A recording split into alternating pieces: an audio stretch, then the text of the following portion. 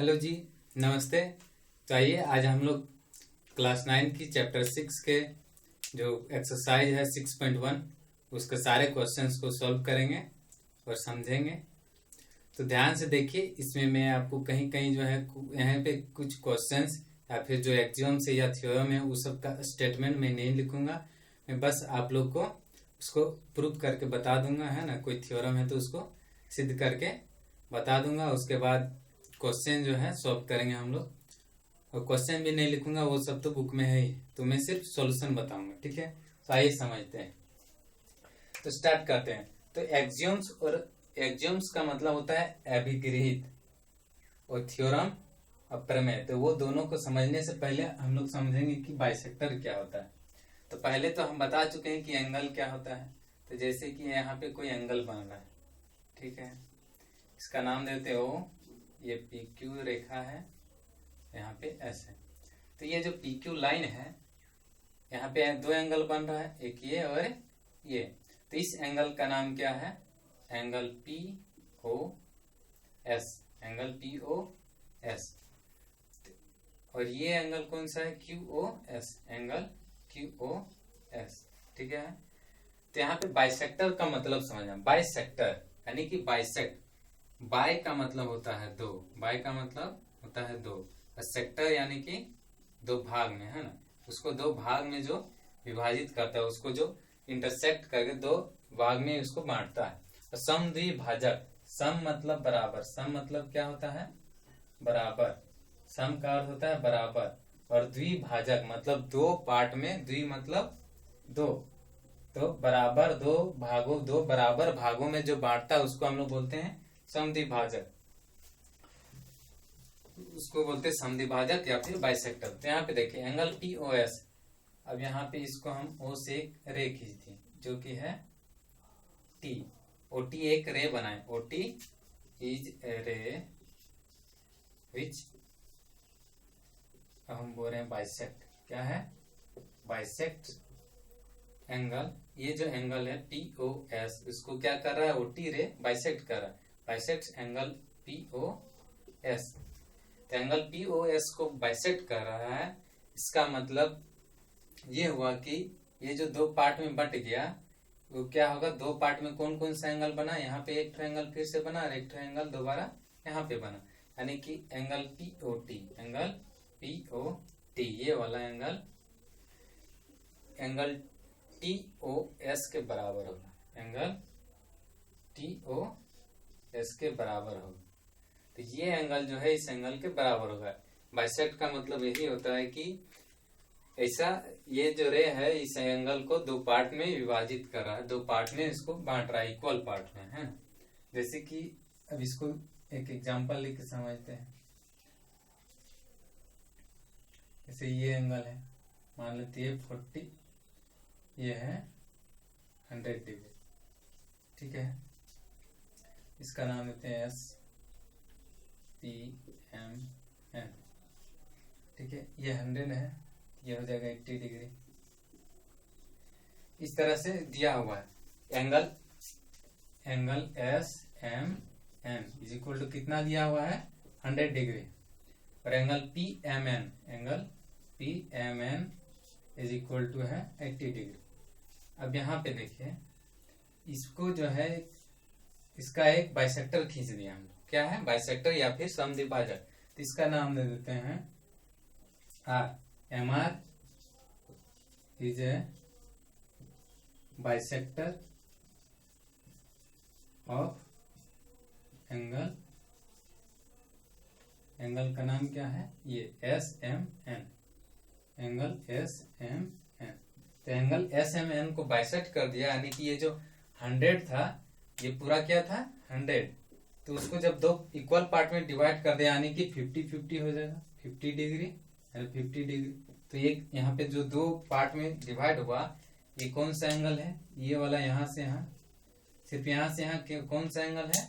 तो वो एंगल है S M R, angle S M R. जिस पॉइंट में एंगल बनता है उसको हम लोग बीच में रखते हैं। तो ये एंगल एस एम आर कितना हो जाएगा? ये बराबर होगा, कितना हो जाएगा? 50 डिग्री। और फिर यहाँ पे और एक एंगल बन रहा है ये वाला, ठीक है। तो ये एंगल क्या है, N M R, angle N M R. तो ये भी कितना हो जाएगा 50 डिग्री।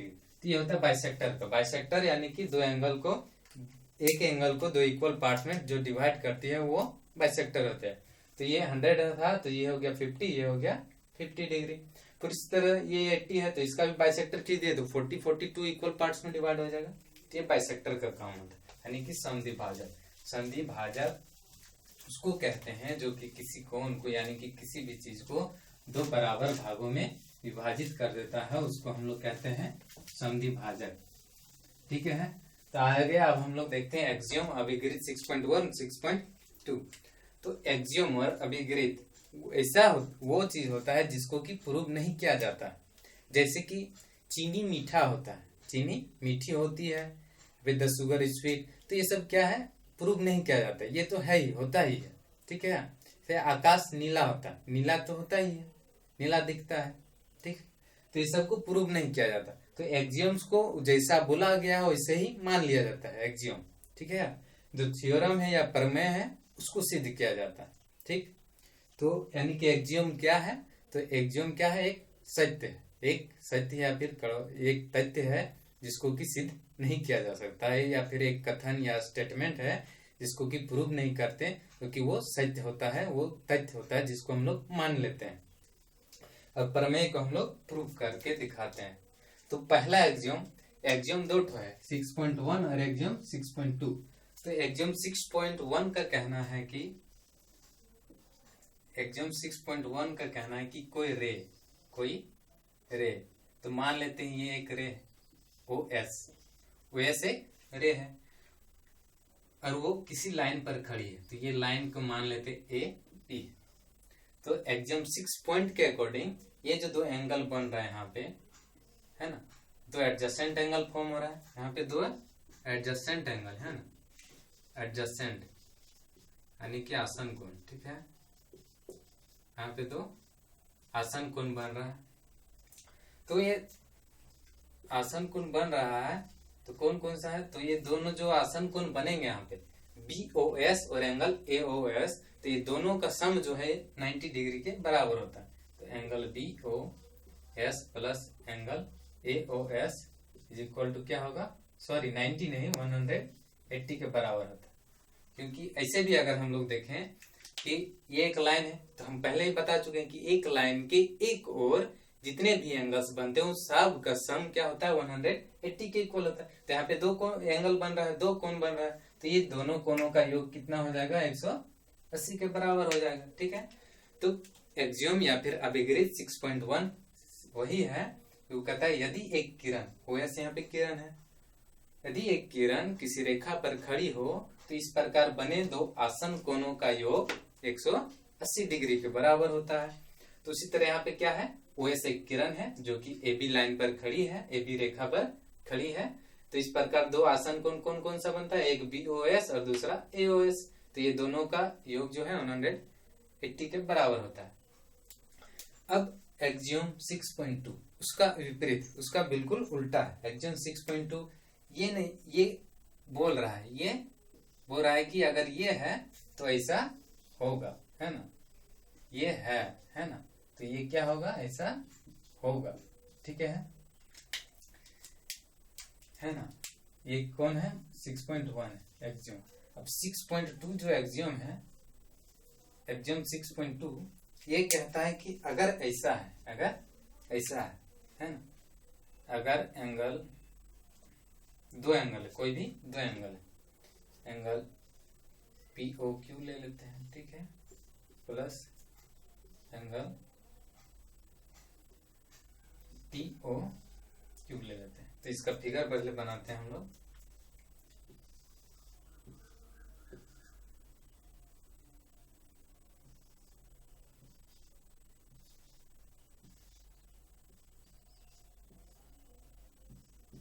तो इसका फिगर ये सब है ना। तो यहाँ इसका एक्सियम 6.2 ये है कि अगर दो एंगल, यहाँ पे एडजेसेंट एंगल या फिर कौन सा एंगल है ऐसा नहीं बोला जा रहा है, ठीक है, यहाँ पे ऐसा नहीं बोला है। यहाँ पे बोला जा रहा है कि अगर दो एडजेसेंट एंगल यानी कि एडजेसेंट एंगल यानी कि दो आसन कोण ऐसा हो जिसका योग यानी कि दोनों का सम जो 180 के बराबर हो, तो इनका जो नॉन कॉमन आर्म्स है वो एक स्ट्रेट लाइन बनाती है, वो एक स्ट्रेट लाइन बनाती है, यानी कि वो एक सीधी रेखा बनाती है। तो यहाँ पे देखते हैं, तो एंगल POQ कहाँ है? एंगल POQ यहाँ पे, ठीक है। दूसरा एंगल TOQ कहाँ है? यहाँ पे है, ये वाला एंगल TOQ। ये दोनों का सम क्या दिया हुआ है? 180 डिग्री है। तो इसमें आप देखते हैं कॉमन आर्म्स कौन सा है, नॉन कॉमन आर्म्स कौन सा। इसका कहना है कि अगर दो आसन कोणों का योग 180 डिग्री है, तो इस प्रकार आसन कोणों का योग 180 डिग्री है, तो उसकी अउभयनिष्ठ भुजाएं एक रेखा बनाती है। तो इसमें देखते हैं कॉमन आर्म्स यानी कि उभयनिष्ठ भुजाएं कौन कौन सी है, इसमें देखते हैं कॉमन आर्म्स, ठीक है, यानी कि उभयनिष्ठ भुजाएं, ठीक है। और नॉन कॉमन आर्म्स है ना, नॉन कॉमन आर्म्स यानी कि अभय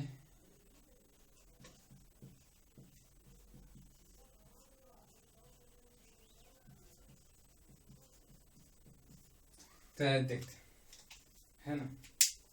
तो इसके देखिए कॉमन आर्म्स कौन सा है? TOQ और PAQ। तो OQ क्या है? दोनों में कॉमन है। यहाँ देखिए OQ क्या है? ये दोनों एंगल में कॉमन। तो यहाँ पे उभयनिष्ठ यानी कि उभयनिष्ठ भुजा कौन सी हो गई? OQ। थ्योरम ये अभिगृहित क्या कह रहा है कि अगर दो आसन कोणों का योग 180 डिग्री हो तो उनकी अउभयनिष्ठ भुजाएं एक रेखा बनाती है। तो इनकी अउभयनिष्ठ यानी नॉन कॉमन आर्म्स कौन कौन सा है ना? OP और क्या है? OP और OT, ठीक है। तो OP क्या है? तो देखते हैं ये क्या OP एक सीधी लाइन बनाती है, एक सीधी रेखा, स्ट्रेट लाइन। तो यहाँ पे अगर देखें हम लोग तो OP और OP प्लस OT दोनों मिलके एक सीधी रेखा TP जो है एक सीधी रेखा बना रहे हैं, यानी कि एक स्ट्रेट लाइन TP का कंस्ट्रक्ट कर रही है। तो ये होता है अभिगृहित 6.1। अगर एक किरण एक रेखा पर खड़ी है तो इस प्रकार बनने आसन कोणों का योग 180 डिग्री होता है। If ray stands on a line, then the adjacent angle forms so are equal to 180 degree. और उसका उल्टा क्या होता है कि अगर दो आसन कोणों का योग 180 डिग्री है तो उनकी अउभयनिष्ठ भुजाएं एक रेखा बनाती है। तो हम लोग यहाँ देख लें। तो अब यही दोनों का उपयोग करके हम लोग प्रमेय जो है 6.1 को बनाने वाले हैं। उसके बाद जो हम लोग क्वेश्चन सॉल्व करेंगे।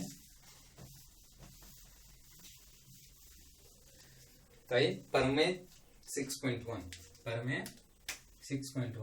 ठीक है। तो प्रमेय 6.1 कोई भी प्रमेय जब हम लोग बनाते हैं तो उसको हम लोग ऐसे बनाना शुरू करते हैं, ठीक है। पहले उसका स्टेटमेंट लिखते हैं, ठीक। स्टेटमेंट क्या है? if two lines intersect each other, then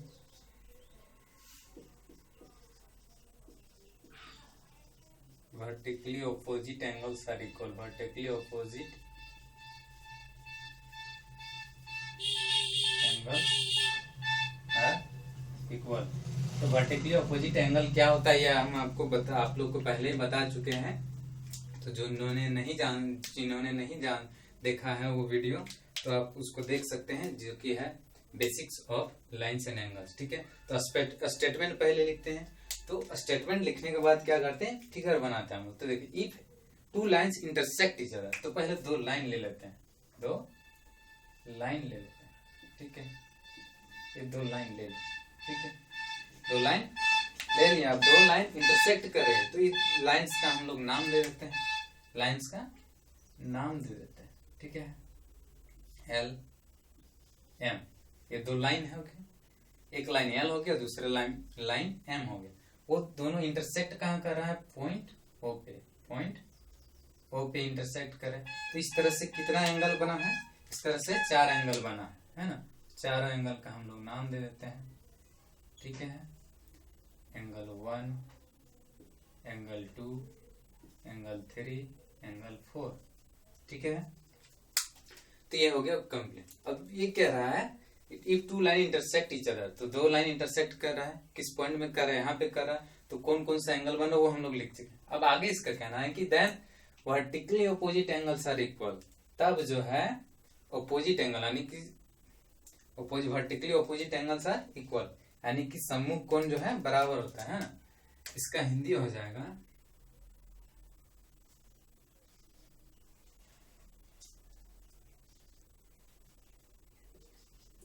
दो रेखाएं परस्पर प्रतिच्छेद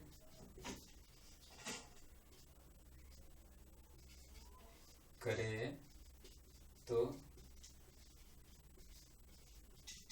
शीर्षाभिमुख कोण बराबर होते हैं, शीर्षाभिमुख कोण बराबर होते हैं। बस इतना ही। इसका स्टेटमेंट के लिए हम लोग हिंदी से अगर लिखें तो इसको लिखेंगे हम लोग कथन। क्या? कथन, ठीक है। हिंदी वाले सिर्फ हिंदी लिखेंगे, अंग्रेजी वाले सिर्फ अंग्रेजी लिखेंगे, ठीक है। तो पहला पॉइंट ये हो गया। उसके बाद क्या करते हैं हम लोग? फिगर बनाते हैं, यानी कि चित्र बनाते हैं। तो चित्र बना लिए हैं, अब इसको हम लोग लिखेंगे कि सिद्ध करना। क्या है? दूसरा पॉइंट होता है प्रूफ दैट। क्या? प्रूफ दैट, यानी कि जो कि हम लोग को प्रूफ करना, सिद्ध करना, इसका हिंदी होता है सिद्ध करना है। तो जो चीज सिद्ध करना है उसको हम लोग, तो क्या सिद्ध करना है? Vertically opposite angles are equal. यहाँ पे वर्टिकली अपोजिट, एक का अपोजिट में कौन है? 3 है। तो यानी कि यहाँ पे हम लोग को लिखना पड़ेगा कि एंगल, दिखाना पड़ेगा कि एंगल 1 जो है इक्वल है एंगल 3 का।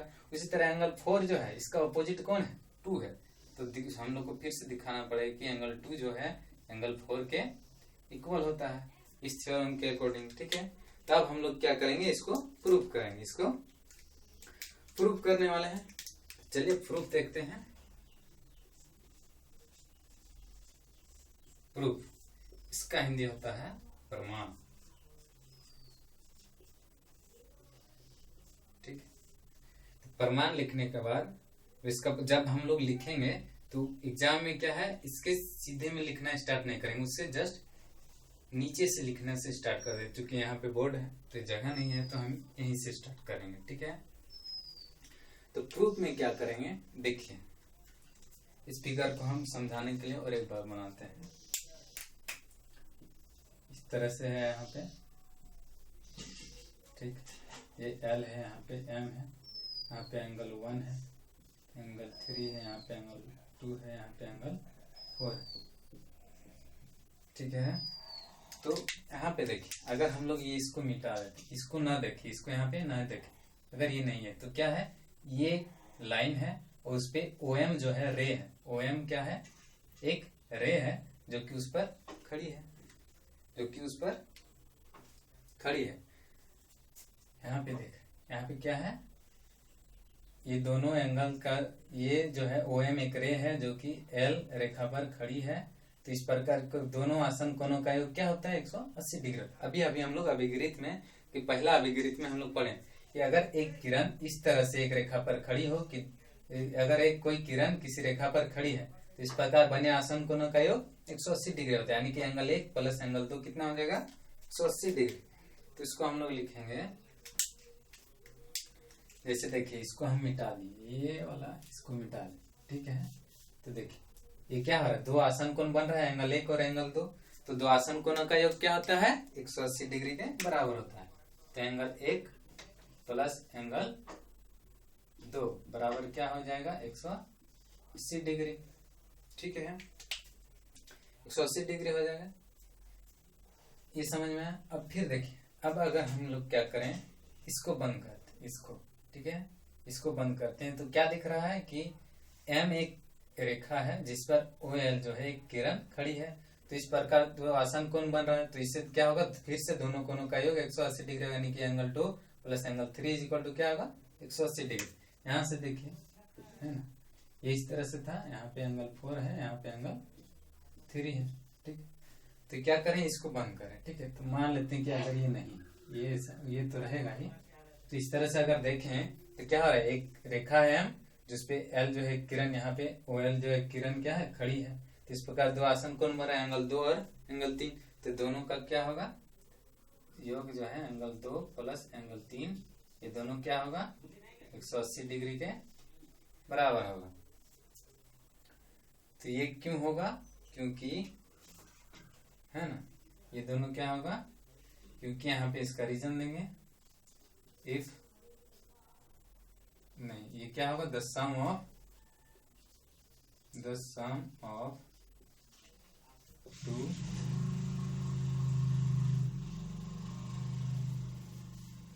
उसको लिख, if a ray stands on a line then sum of two adjacent angles are equal to 180 degree, है ना। इसको हिंदी से लिख लेंगे कि जब एक किरण एक रेखा पर खड़ी हो तो इस प्रकार बने दो आसन कोणों का योग क्या होता है, 180 डिग्री होता है। तो ये जब 180 डिग्री होता है दोनों का योग, तो क्या होगा, इधर देखिए लेफ्ट हैंड साइड LHS, अगर RHS जो है यहाँ पे दोनों बराबर होता है तो LHS भी क्या होता है, बराबर होता है। जैसे कि अगर हम लिखेंगे कि x बराबर 4 है और y बराबर क्या है, 4 है। तो अगर x भी 4 है और y भी 4 है, यानी कि x और y क्या है, दोनों बराबर है। तो यहाँ पे देखें कि राइट हैंड अगर इक्वल है तो लेफ्ट हैंड साइड भी इक्वल होगा। तो उसी तरह से देखिए, राइट हैंड साइड क्या है, इक्वल है, यानी कि दाएं साइड इक्वल है, तो बाएं साइड भी इक्वल होगा। तो इसलिए क्या हो जाएगा, एंगल 1 प्लस एंगल 2 बराबर ये वाला, है ना, लेफ्ट हैंड, और ये भी ये इसके इक्वल हो जाएगा, एंगल 2 प्लस एंगल 3। तो एंगल, है ना, फिर क्या हो जाएगा, ये जो है एंगल 1 इज इक्वल टू हो जाएगा एंगल 2 प्लस एंगल 3। देखिए ये जो है इसको ऐसे ही लिख दिए और ये 1 को यहाँ पे लिख दिए। अब ये +2 एंगल है तो इसको उधर ले जाएंगे तो क्या हो जाएगा, -2। तो ये +2 एंगल और -2 एंगल दोनों क्या हो जाएगा, 0 हो जाएगा, ठीक है, दोनों क्या हो जाएगा, 0 हो जाएगा। तो फिर जो है नेक्स्ट लाइन में हम लोग लिख सकते हैं इसको, नेक्स्ट लाइन में हम लोग क्या लिख सकते हैं, एंगल 1, ये दोनों कैंसिल हो गया, बचेगा तो सिर्फ एंगल 3। तो एंगल 1 इज इक्वल टू क्या हो जाएगा, एंगल 3, यानी तो ये देखिए पहला में हम लोग को यही प्रूफ करना था कि angle 1 is equal to angle 3, तो ये तो प्रूफ हो चुका है। तो ये क्या हो जाएगा, प्रूफ हो गया, ठीक है, ये तो प्रूफ हो गया। तो इसी तरह से एंगल 2 और एंगल 4 भी हम लोग प्रूफ कर सकते हैं। कैसे, पहले इसको और इसको लेंगे और फिर इसको और इसको लेंगे। पहले देखिए दोनों में क्या है, पहले हम लोग कौन सा लिए, एंगल 1 और 2 लिए, 1 और 2 लिए, ठीक है।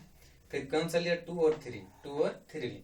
जब ये लिए फिर ये और ये लिए, तो ये 2 जो है, एंगल 2 जो है, दोनों में क्या है, कॉमन है। तो ये दोनों कॉमन क्या हुआ, हट गया, और जो बाकी बचा वो इक्वल प्रूफ हो गया। तो उसी तरह से जब एंगल 2 और 3 को लेंगे और 4 और 3 को लेंगे, तो ये 3 तो दोनों में कॉमन है, ये हट जाएगा, बाकी प्रूफ हो जाएगा कि एंगल 2 जो है एंगल 2 के बराबर है। तो फिर से उसको लिख लेते हैं, इसको हम मिटा रहे हैं, आप लोग को लिखना होगा तो बाद में लिख लेंगे, पॉज करके, जगह नहीं है तो हम मिटा दे रहे हैं, ठीक है। ये रीजन लिखना जरूरी होता है कि ये आया कहाँ से, ठीक है, तो आप लोग लिख लेंगे। तब आगे नेक्स्ट प्रूफ करना है कि angle 2 is equal to angle 4। तो पहले देखिए यहाँ पे, उसी तरह से यहाँ पर भी देखना है, अगर इसको हम लोग बंद करें, ठीक है, तो एंगल 2 प्लस एंगल 3, ये क्या है, एम लाइन है और ओ एल क्या है, रे है, इस पे खड़ी है, तो इससे दो आसन कोणों का योग 180 डिग्री है, यानी कि एडजेसेंट एंगल का सम क्या हो जाएगा 180 डिग्री के बाद, तो एंगल 2 क्या हो जाएगा, angle 2 plus angle 3 is equal to 180 degree. फिर इसी तरह से अगर इस पार्ट को हम लोग बंद करेंगे तो क्या होगा, 3 और प्लस 4, ये जो लाइन है एल उस पर ओ, ये जो रे है ये क्या है उस पर खड़ी है, तो एंगल 3 प्लस एंगल 4, फिर से angle 3 plus angle 4 is equal to क्या हो जाएगा 180 डिग्री। ठीक है, तो ये क्यों होगा, तो अभी इसका जो रीजन था यहाँ पे उसी को अब हम हिंदी में लिख देते हैं, है ना। यदि एक किरण एक रेखा पर खड़ी हो तो इस प्रकार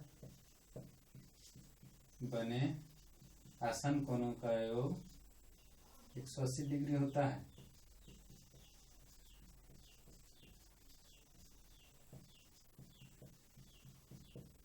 कारण लिखना जरूरी होता है क्योंकि वो प्रूव कर रहे हैं हम लोग, तो ये क्यों हुआ कैसे हुआ हम लोग को लिखना होता है। ठीक है,